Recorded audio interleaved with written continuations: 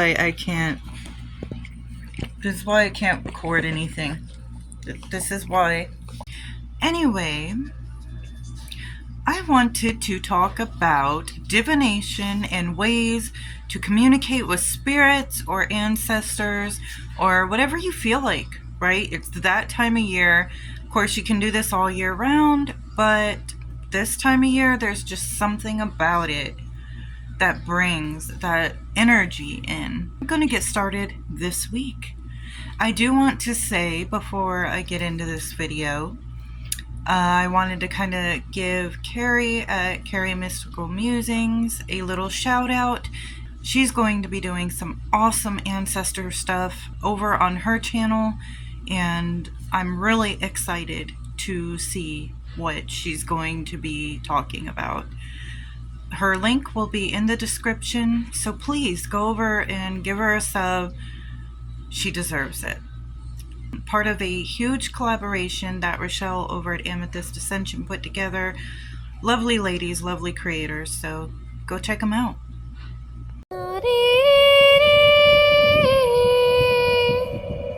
So one thing that I have set up here, getting ready for contact with my ancestors, is I built them an altar. This is my ancestor altar. It's really not done. So I like to leave them offerings in this little bowl. I've got little trinkets that belong to them, including some of their ashes. I've got candles, I've got photos, and it is complete with this mirror for communication and seances. And one way I like to do seances is through a mirror and using my obsidian ball for more scrying. I always tend to have water or flames. I will fill this little bowl up, take all that out, and fill up this little bowl with water. Scry in that as well. I like flame because both flame and water kind of symbolize gateways to the spirit realm. So typically, if I do any type of seance or type of like divination to communicate with spirits, that's what I'll have around me. I always like to have a link, which is something of the spirit or a picture, anything that can link me to them energetically. And I use that link to help pull that spirit towards me, or the mirror, or whatever I'm trying to work with to communicate with them. Another way that I like to try to communicate with spirits is using a spirit board, of course.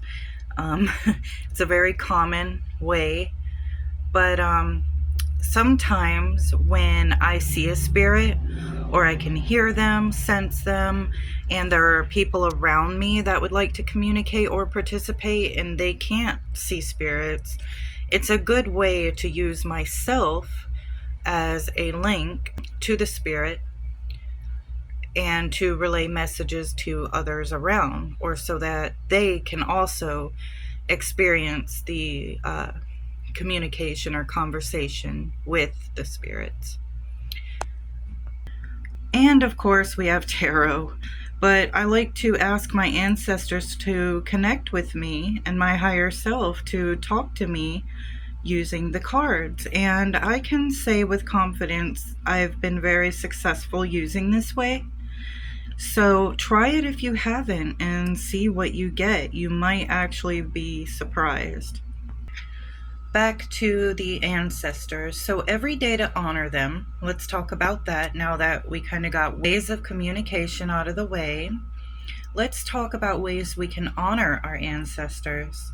So I like to put offerings out, not only these little trinkets, but I know my mom loved coffee.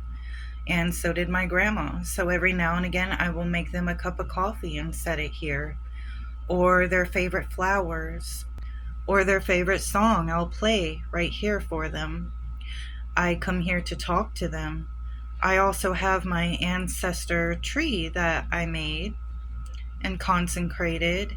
I do have those videos on here, but every ancestor I had stayed in this house at one point, and all of them have walked on the roots around that tree. So my goal there was harnessing that energy in the tree and having a little sacred spot I could go to when I felt alone to talk to them. So the point of this video was to help others who don't see or experience the dead like people like myself do, or like Carrie.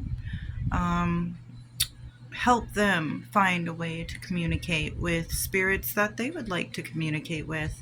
And I hope these ideas help somebody get ready for the season of the witch.